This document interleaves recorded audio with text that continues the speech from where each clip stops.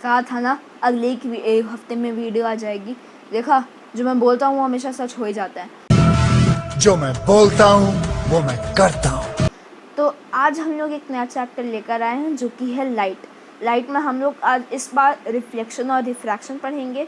तो हम लोग सोच ही रहोगे मैंने रिफ्लेक्शन और रिफ्रैक्शन अलग अलग हेडिंग में क्यों दिया हुआ है, क्योंकि ऑब्वियसली रिफ्लेक्शन और रिफ्रैक्शन के हम लोग 2 पार्ट्स बनाने वाले हैं। क्योंकि कुछ बुक्स में मैंने ऑब्जर्व किया सिर्फ रिफ्लेक्शन होता है और कुछ बुक्स में सिर्फ रिफ्रैक्शन होता है, इसीलिए हम लोग दोनों के अलग अलग वीडियोज़ बनाएंगे। जिसके बुक में रिफ्लेक्शन होगा वो सिर्फ रिफ्लेक्शन देखेगा, जिसमें रिफ्रैक्शन होगा वो सिर्फ रिफ्रैक्शन देगा। अगर दोनों है तब तो भाई तुम बहुत बड़े प्रॉब्लम में हो, तुमको दोनों वीडियोस देखनी पड़ेगी। इसीलिए आज की वीडियो बहुत इंटरेस्टिंग होने वाली है। तो अभी हम लोग लाइट का सिलसिला शुरू करते हैं। इसके पहले मैं तुमको वार्निंग दे चुका हूँ। इस पार्ट में हम लोग क्या क्या पढ़ेंगे, तो इस पार्ट में हम लोग इंट्रोडक्शन करेंगे लाइट से, और दूसरा चीज़ हम लोग क्या पढ़ेंगे जो है रिफ्लेक्शन ऑफ लाइट। तो चलो अब वीडियो को फाइनली शुरू करते हैं।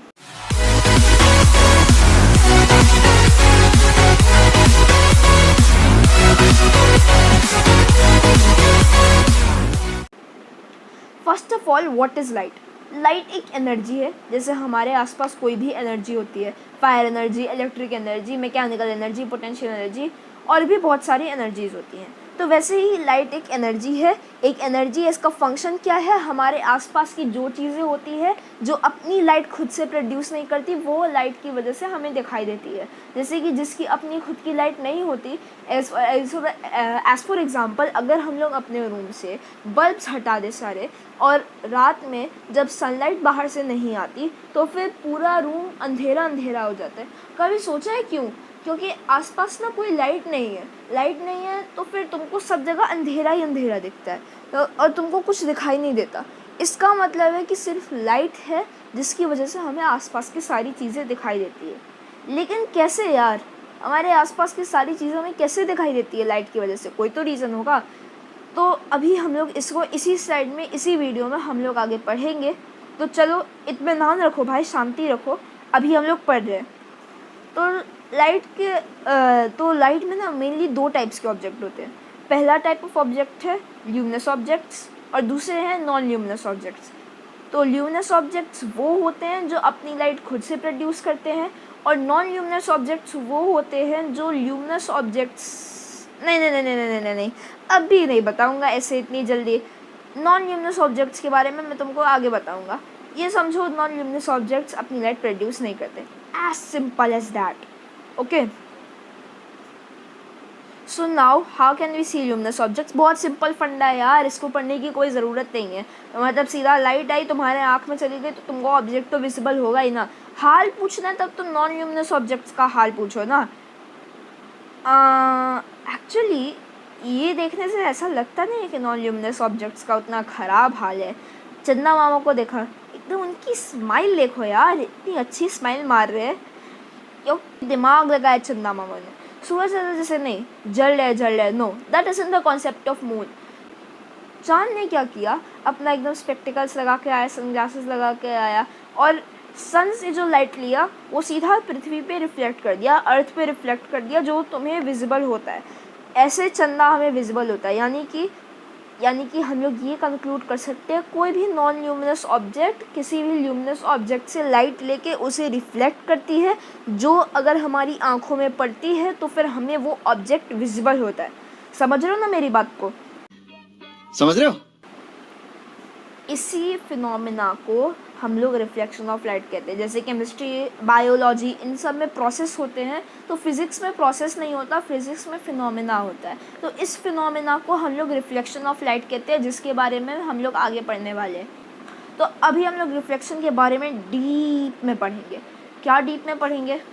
सबसे पहले रिफ्लेक्शन के टाइप्स हम लोग देखेंगे। रिफ्लेक्शन 2 टाइप्स के होते हैं, रेगुलर रिफ्लेक्शन और डिफ्यूज्ड रिफ्लेक्शन।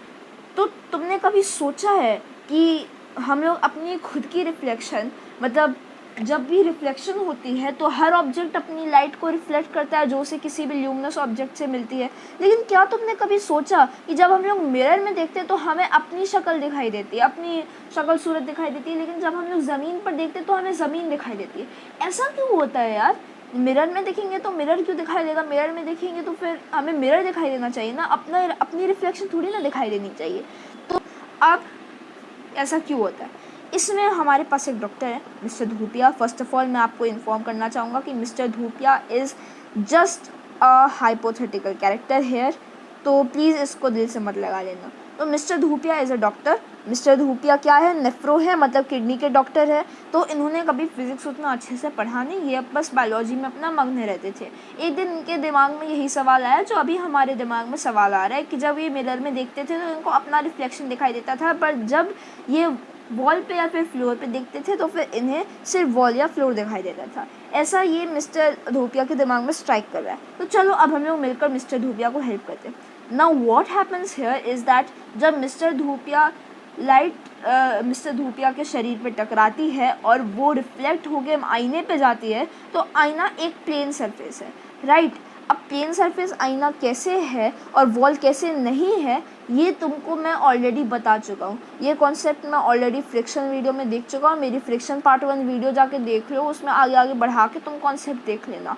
तो एक कॉन्सेप्ट बार बार बताना टाइम का यूटिलाइजेशन नहीं है, इसलिए हमको टाइम का यूटिलाइजेशन करना है, जल्दी से जल्दी ख़त्म करना है, जिससे तुम लोगों को बोरिंग भी ना लगे और टॉपिक भी ख़त्म हो जाए। तो फ्रिक्शन का वीडियो तुम लोग अभी जाकर देख सकते हो। तो how it is a plane surface ये तुम लोगों को पता ही होगा अगर तुम लोगों ने फ्रिक्शन पार्ट 1 देखा होगा। नाउ जब मिरर पे जाते हैं तो हर सरफेस सेम वो होता है, सेम हाइट पे होता है, उसमें हिल्स और वैलीज़ नहीं होती है, जैसे कि हम लोगों ने फ्रिक्शन की वीडियो में देखा था। मिरर हो गया या फिर कोई भी ऐसी प्लेन सब्सटेंस हो गई तो उस पर हिल्स और वैलीज़ नहीं बनी होती है।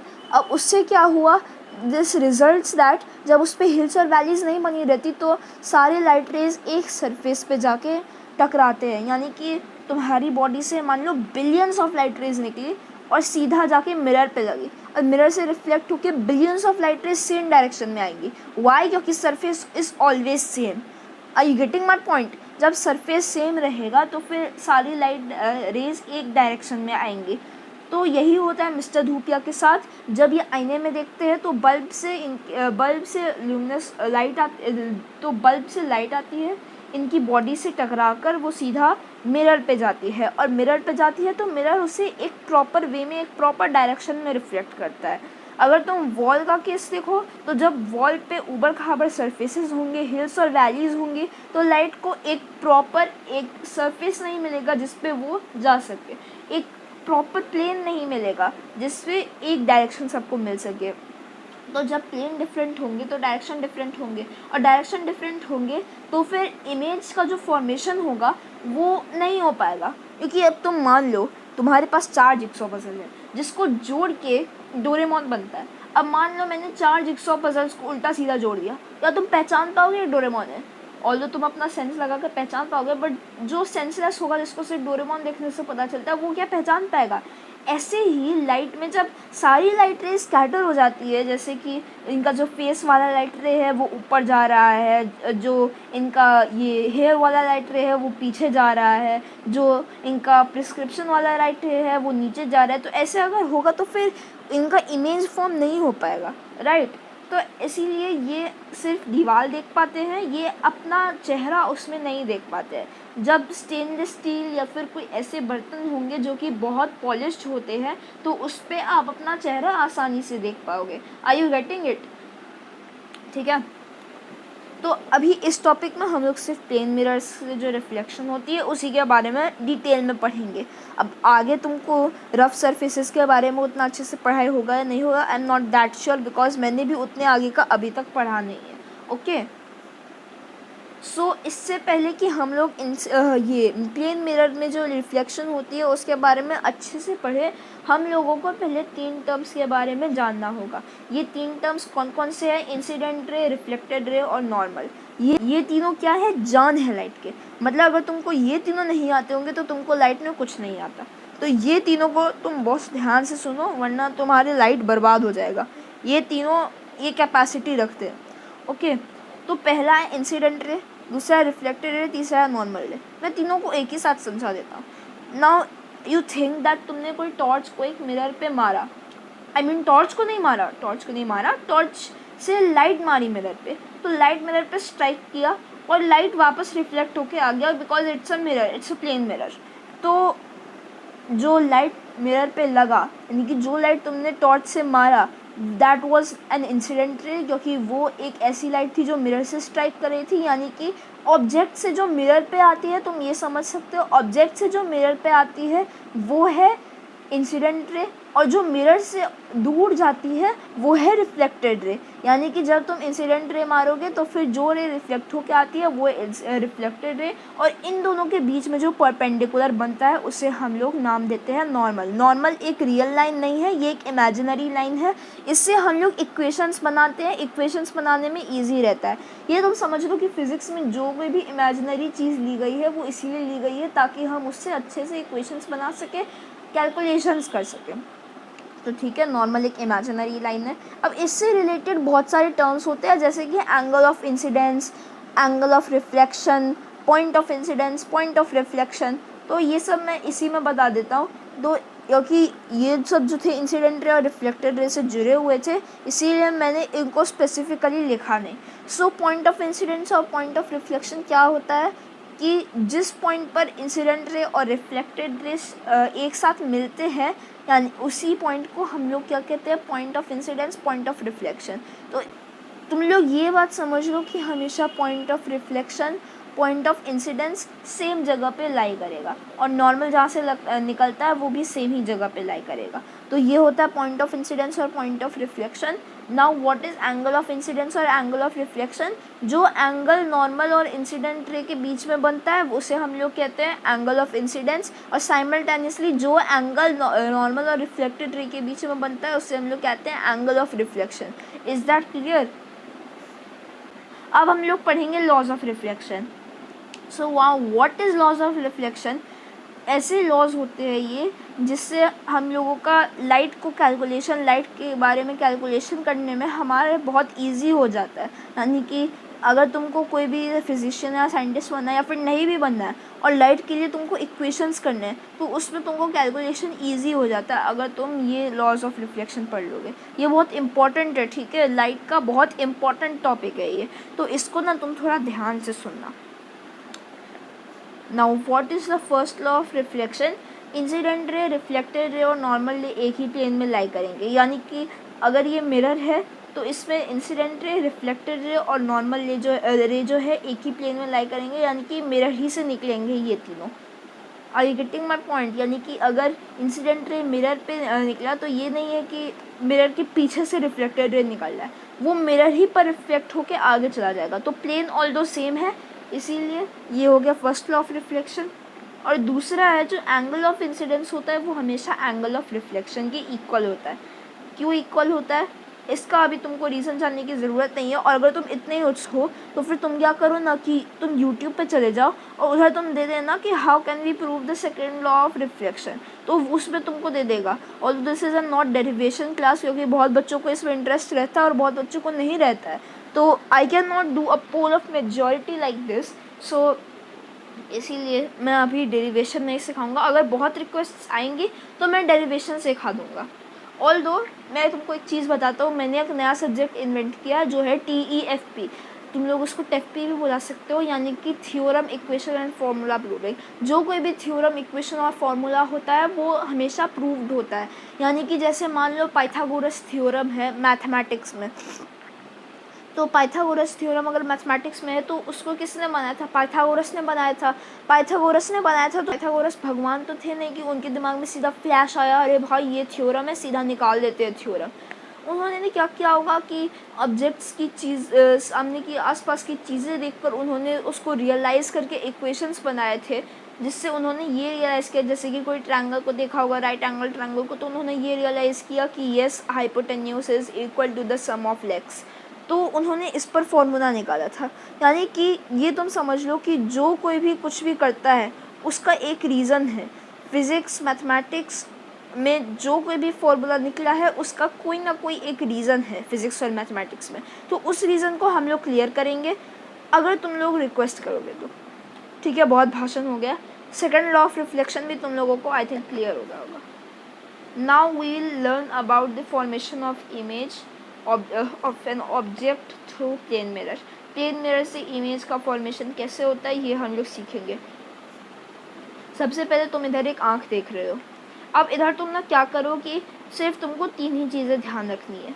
पहला इसमें क्या होगा कि ओ से जब 2 इंसिडेंट रेज निकल रही है तो फिर ये जो दोनों ब्लैक रेज है ये दोनों क्या है, इंसिडेंट रे, और जो दोनों ब्लू रेज है वो दोनों क्या है, रिफ्लेक्टेड रेज हैं। तो जो दोनों इंसिडेंट रेज निकल रही है ना वो तुमको एक याद रखना इंपॉर्टेंट चीज़ है। जो दोनों रिफ्लेक्टेड है वो तुमको याद करना आई, ये जो आई पॉइंट है ये, ऑल्दो इसको तुम सी डी कुछ भी नाम दे सकते हो लेकिन इसमें आई दिया गया है तो ये आई पॉइंट बहुत इंपॉर्टेंट है। कैसे इंपॉर्टेंट है देखो, अगर तुम ओ से मान लो टॉर्च की लाइट को स्ट्राइक कर रहे हो या फिर नहीं भी स्ट्राइक कर रहे हो तो फिर टॉर्च तुमने खड़ा कर दिया या फिर अपना शक्ल रख दिया। मान लो ओ पे एक ऑब्जेक्ट खड़ा हुआ है, ठीक है, मान लो ओ पे एक ऑब्जेक्ट खड़ा हुआ है और उससे 2 इंसिडेंट रेज निकल रही हैं।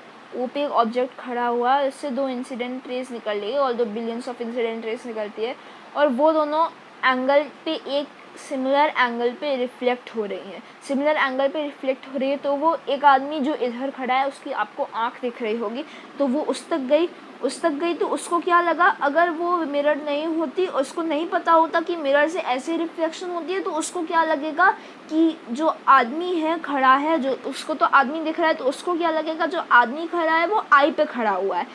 इसीलिए ये आगे बताऊँगा इसी अगली स्लाइड में। इसीलिए ये जो है ना इमेज, इसको वर्चुअल कहते हैं क्योंकि जहाँ पे इमेज फॉर्म हो रही है वहाँ पे हमको लग नहीं रहा कि फॉर्म हो रही है, वेयर एज जहाँ पे नहीं फॉर्म हो रही हमको लग रहा है कि वहाँ पे इमेज फॉर्म हो रही है। ये बिहाइंड द मिरर फॉर्म होता है, जैसे तुम लोगों ने अभी देखा आई मिरर के पीछे था। ये इमेज जो होता है ना हमेशा ऑब्जेक्ट जहाँ पे होता है उसके सेम डिस्टेंस पे होता है, यानी कि मान लो कि देखो इधर ओ ये है, ओ जो है और आई जो है, अगर तुम ओ से एम तक का यानी कि ओ से तुम मिरर तक का डिस्टेंस देखो और आई से मिरर तक का डिस्टेंस देखो तो दोनों सेम होंगे। इसीलिए हम लोग ये कंक्लूड कर सकते हैं कि ऑब्जेक्ट जहाँ पे होगा इमेज भी वहीं पे फॉर्म होगा। Understood my point. Now third is image जो फॉर्म होता है वो ऑलवेज जो होता है कि सेम डिस्टेंस से फॉर्म होता है। हाँ सॉरी ये तुमने। Now there is fourth point कि साइज़ जो होता है इमेज का वो ऑब्जेक्ट के सेम होता है, यानी कि ओ का जो साइज़ होगा वो आई के सिमिलर होगा, यानी कि ओ जितना बड़ा होगा, मान लो ओ की हाइट है 5 फीट 2 इंचेस तो आई की भी हाइट 5 फीट 2 इंचेस ही दिखाई देगी। अगर तुम ज़्यादा पीछे नहीं जा रहे हो तो सेम हाइट दिखाई देगी। ऐसा कोई डिमिनिश्ड नहीं होता है और ना ही एनलार्ज्ड होता है। इमेज जो फॉर्म होता है वो इरेक्ट होता है, यानी कि स्ट्रेट होता है, यानी कि अगर तुम्हारा पैर है नीचे और सर है ऊपर तो तुम्हारा पैर नीचे और सर ऊपर ही रहेगा।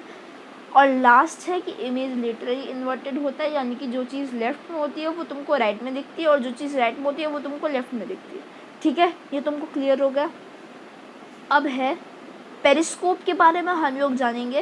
पेरिस्कोप भी प्लेन मिरर से ही रिलेटेड है, image formation in plane mirror के बारे में। इसके यूजेस क्या है, जो लोग सबमरीन में नीचे रहते हैं ना वो पेरिस्कोप ऊपर निकाल देते हैं, जिससे अगर उनको कोई भी पानी में मूवमेंट लगती है, जैसे कि अगर कोई शिप आ रही है तो फिर वो लोग पेरिस्कोप ऊपर निकाल देते हैं। या फिर मान लो कोई सबमरीन टैंक है जो कि जासूस बन के इंडिया से सऊदी अरेबिया गया है, तो जब लैंड आने लगेगी तो वो पेरिस्कोप निकाल के देखते हैं कि लैंड तो नहीं आ रही है। उससे क्या होता है वो पानी में देखते हैं लेकिन उन्हें लैंड दिखाई देती है।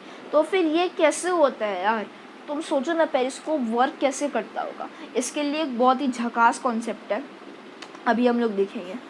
तो देखो इसके जो इंक्लाइंड एंगल्स होते हैं ना, यानी कि इंक्लाइंड बेंड साइड्स होते हैं, वो 45 डिग्री पे इंक्लाइंड होते हैं। 45 डिग्री पे जब इंक्लाइंड होते हैं तो मान लो इधर से एप्पल का इमेज है और ये इधर आदमी है, तो ये जब इसमें देखेगा पेरिस्कोप के अंदर तो इसे एप्पल दिखाई देगा। क्यों? क्योंकि जब ल्यूमिनस ऑब्जेक्ट से लाइट रिफ्लेक्ट होके आया तो वो 45 डिग्री पे गया तो उसने उसको 90 डिग्री पे बेंड कर दिया, और जब वो वापस 45 डिग्री पे गया तो उसने उसको वापस 90 डिग्री पे बेंड कर दिया। अब मान लो इसमें ऐसा एक फोल्ड एक बार और होता तो फिर इसमें 2 मिरर्स और लगाने पड़ते जस्ट ऐसे एंगल पे कि जब लाइट आए तो फिर वो उसको बेंड करते एकदम 90 डिग्री के एंगल पर। ठीक है, ये तो उनको पॉइंट पता चल गया। अब है लास्ट टॉपिक हमारे रिफ्लेक्शन का, जो कि है फॉर्मेशन ऑफ मल्टीपल इमेजेस। ये जो तुमको पिक्चर दिख रहा है ना, वो कैलिडोस्कोप का पिक्चर है। तो कैलिडोस्कोप हम लोग अभी आगे थोड़ी देर बाद ही पढ़ेंगे। तो अभी हम लोग मल्टीपल इमेजेस के बारे में पढ़ते हैं।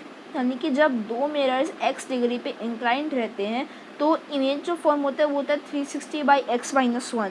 जैसे कि मान लो अगर एग्जांपल ले कि दो मिरर्स 180 डिग्री पे इंक्लाइंड है तो एक इमेज फॉर्म होगा, 120 डिग्री पे इंक्लाइंड है तो दो इमेजेस फॉर्म होगा। वाई? क्योंकि 180 degree 360 degree divided by 180 degree minus 1 is 1, क्योंकि 180 डिग्री और 360 डिग्री कैंसिल होगा तो 2 आ जाएगा और 2 माइनस 1 इज़ 1, तो एक इमेज इधर फॉर्म होगा।